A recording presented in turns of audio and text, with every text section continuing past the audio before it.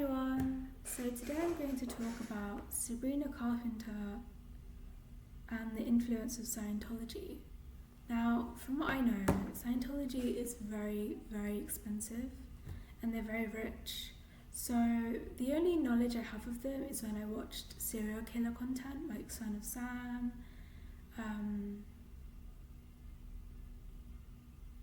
It has something to do with there's always Satanism and Scientology in the same realm. It's a clique, it's a group of people that decide what to talk about. So when he got arrested, David Berkowitz, sorry if I said that wrong, he was under the influence of thinking that he was talking to his dog. Now in daily modern times we would call this schizophrenia, but to be fair, schizophrenia is such an old term as well, because the antipsychotics, the first antipsychotics like olanzapine, is quite old. So I would say he believed he was talking to his dog about Scientology. Now, what this journalist figured out, let me figure what's his name. Journalist Moray Terry. He thought that there was something darker than that. He thought he was, there was a lot that happened. There was CP, and there was a lot of stuff that went down. And from what I know, David Berkowitz went down for something because he was involved in Scientology, but luckily he turned his life around and he did go to Christianity, which is really good to know that he went, he begged for forgiveness and then he became a Christian. But this pipeline of Christianity from Scientology is big. Now, from what I notice is, from why people join this place, is either one, they're born into it, and two, they are lonely human beings that don't have that much going for them. They probably stay home all day like I do. To be fair, I'm the perfect participant to go into Scientology. Now, if we search what Scientology is,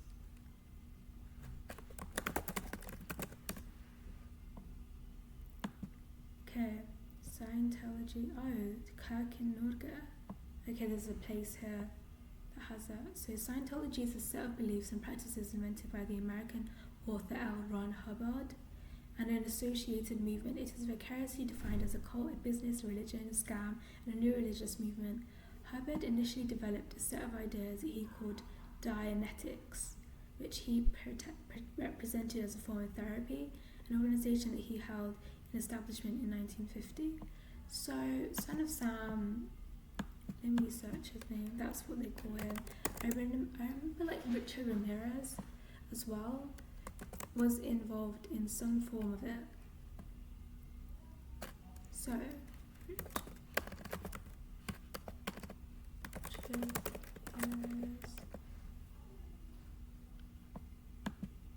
I'm telling you, between us, I was in. Oh no, I'm not going to talk about that. But astral projection's real. I'm glad I got the fuck out of there. But to be fair, I was on his couch. Guess that's what happens when you die, kinda. Okay, so Richard Ramirez, Scientology. Not really. He was more of a Satanist, but there is aspects of that which is really similar. They're both underground for sure. Okay, Satanism and the occult. When he reached adolescent, Ramirez began to meld his burgeoning sexual fantasies with graphic violence, including forced bondage, murder, mutilation, and rape. Okay, this is something else. Let's just go on.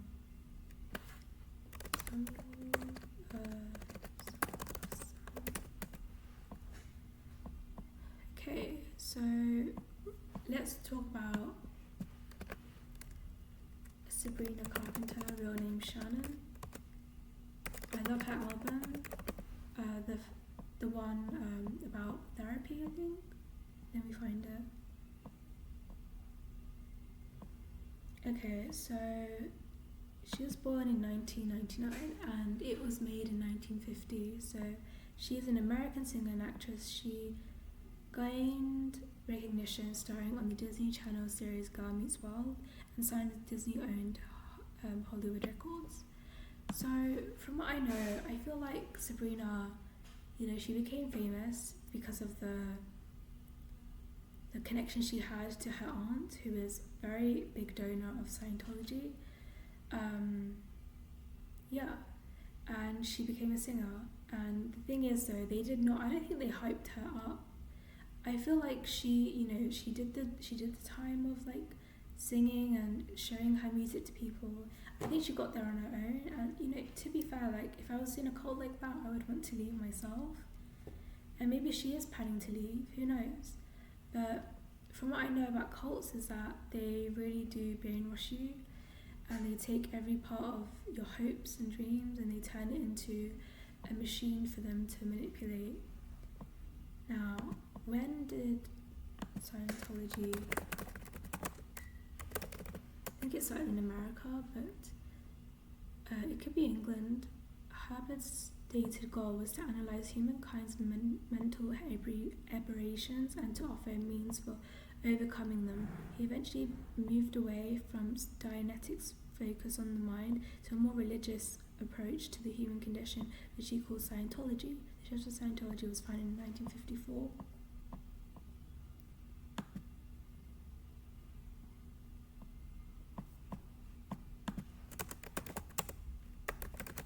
I can't believe it's in Norway as well. They are huge here. Which country did Scientology start in? In the United States. Okay. There's also another person that I'm thinking of right now. Not Son of Sam, not Richard Ramirez. The cult leader, what's his name? Murray? No.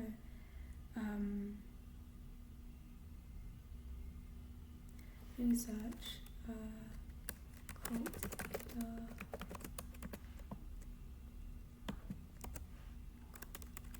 leader.